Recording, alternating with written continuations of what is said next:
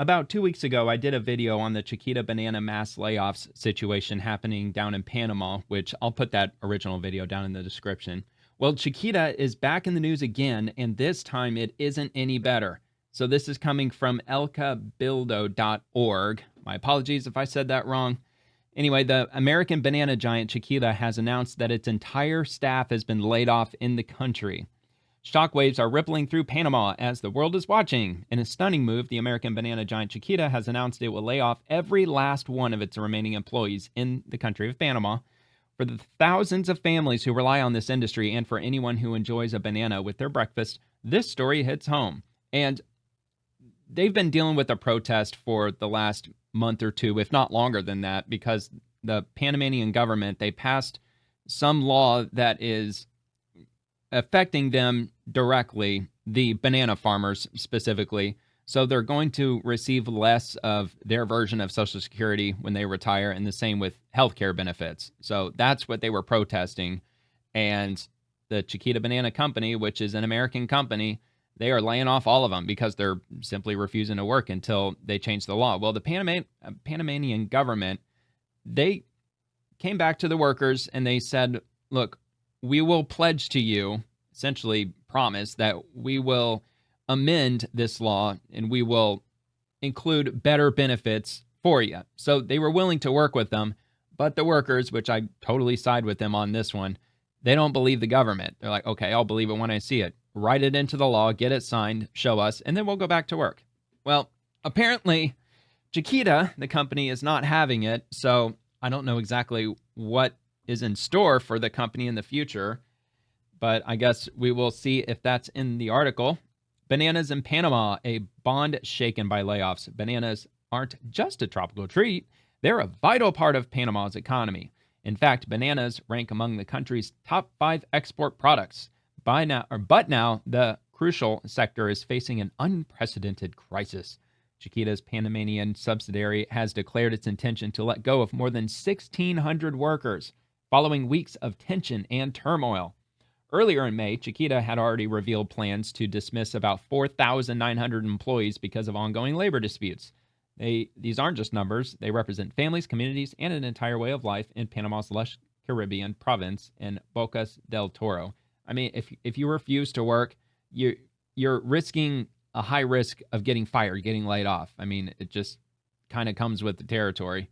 But just a side note, where I live in the Tampa Bay area, more specifically in the St. Pete area, and we've got a bunch of these green Quaker parrots. I've looked them up. I think that's what they're called. I think they're called Quaker parrots.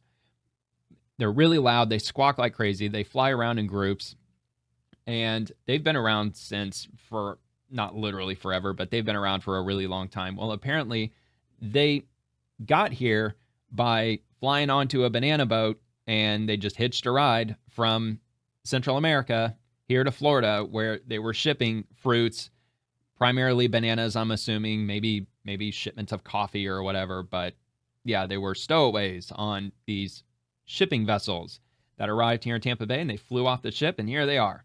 And yeah, there's a lot of them, especially around my neighborhood. Every day I hear them out there squawking. It's actually kind of cool, but yet a bit annoying too, because they're exceedingly loud. It's crazy how loud parrots really are.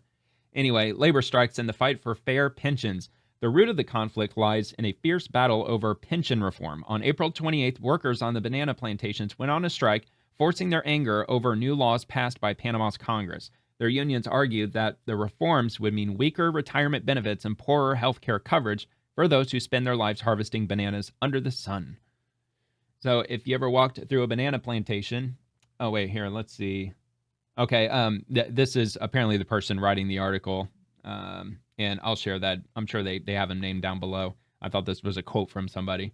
But anyway, if you've ever walked down through a banana plantation, as I did during a visit to Central America a few years ago, you can't help but respect the hard work that goes into each bunch. I remember talking to a local farmer who told me that without fair wages and secure pensions, his family's future would be up in the air. I mean, that goes with any career, any job out there, to be honest.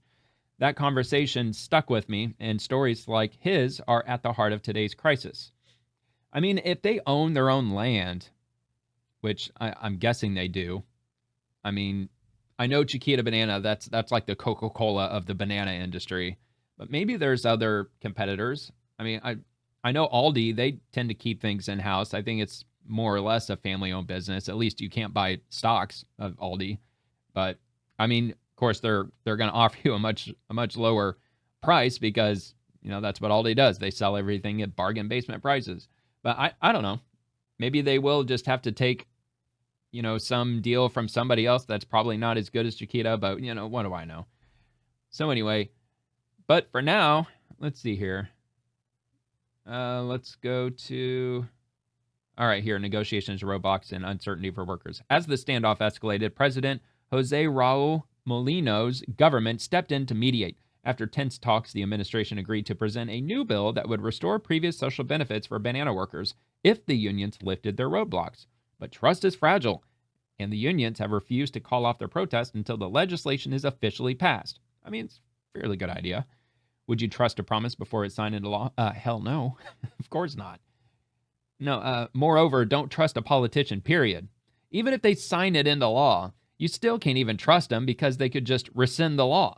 Or they could just vote to overturn the law in like a week if they really wanted to, which would be extremely shady. And I'm sure, I mean, at least in the U.S., that would be political suicide probably.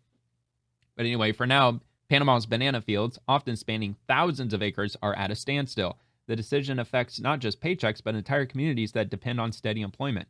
So what's happening with these bananas? Are they just rotting off the trees? I mean, are they all just going to waste? And if so, why wouldn't a company like Aldi, for instance, I don't want to keep using them, but some other company that deals with bananas, I'd be swooping in and just saying like, look, all your bananas are rotting. I'll offer you like 25% of what Chiquita's buying them for. I mean, that's probably taking advantage. It is taking advantage of a dire situation. I mean, it's better than them just rotting. But who knows? Maybe they're under some contract with Chiquita, which prevents them from being able to sell them to anybody else. I mean, they don't really get that specific in this article, but that's certainly possible. So anyway, and with Chiquita bananas shipped as far as Germany and beyond, okay, another shout out to Aldi, they're a German company, the impact may echo all the way to your local grocery store. What's next for Panama's banana industry? The ripple effects of these layoffs could be felt for miles around. Bananas are one of the world's most beloved fruits, but behind every yellow bunch is a global story of trade, labor, and sometimes struggle. Will Panama's banana workers get the security they're fighting for? Will companies and governments find a way to ensure both fair treatment and business survival? I mean, yeah, they probably will. I mean, Panama's not just going to simply just wash their hands of the banana industry. I mean, like they already said, it's one of their biggest exports. In a world where we're connected by what we eat, the fate of these workers matters to all of us. It is a reminder that the price we pay at the store is only one part of the real cost. So what do you think about the mass layoffs? You ever thought about where your bananas come from? I mean, I always knew they came from Central America. To be honest with you, I don't even like bananas. I've never liked them. I don't know if maybe I ate a bad banana when I was little and it made me sick. I'm not sure. I've just never liked them. I wish I did because bananas are in all kinds of different foods. But I don't know. I just don't dig bananas. What's your take on Chiquita's decision and the demands of Panama's workers? Do you believe strikes and protests are the best path to fair treatment, or do you think there's another way? I mean, yeah, that's kind of left up to debate. There's different schools of thought on that. Robert O. Looks like that's a person who left a comment, but here we go. Nazareno Indiscreto. Indiscreto. And this came out on June the 4th, so just a couple days ago.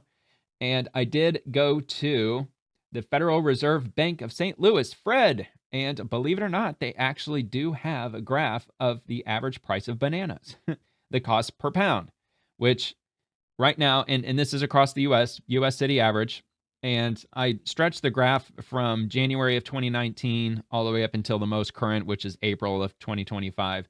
So back in 2019, bananas were selling for about 57, 58 cents a pound. And then, the pandemic didn't really affect it a whole heck of a lot. But yeah, when inflation went up, obviously the bananas went up. But at least in the last couple of months, now I know the protest didn't start, I don't think they said until April. So we may not really see much, at least for the next couple of months, with regard to the banana price. And If there's any updates on this Chiquita banana situation, and if I come across it, I'll be sure to do another video, and I'll also pull this up, especially if it's been a couple of months since, because I am genuinely curious to know how much that this will increase the price of bananas across the country. I mean, how much of a monopoly does Chiquita Banana really have over the U.S. banana market? I don't know. So, but currently, at least in April of 2025, which is right around the start of this protest, a pound of bananas was selling for about 63.5 cents. I'm not saying that I find it necessarily too hard to believe, but from what I've noticed in grocery stores like Publix and Winn-Dixie, bananas are expensive. They're really expensive. So let me back up and see if I can pull this back to 2010. Yeah, see, like even in 2010, 57, 58 cents. And then of course, like it spiked in 2011 to 62 cents. But I mean, yeah, 64 cents a pound. I mean, not especially great, but also not wildly different from any other period of time. I mean, the lowest on this graph was back in September of 2017 at 54 cents. And the highest looks like it's around here in August, September of 2022 at 64 cents. So, I mean, talking like a 10-cent difference. It's not wild. It's not like they're selling for like $3 a pound or anything, at least not yet. But yeah, anyway, if you are a banana enthusiast, if you enjoy bananas with breakfast, if you have bananas throughout the day, or if you just like picking one up and just casually eating one as you go, you might catch an increase.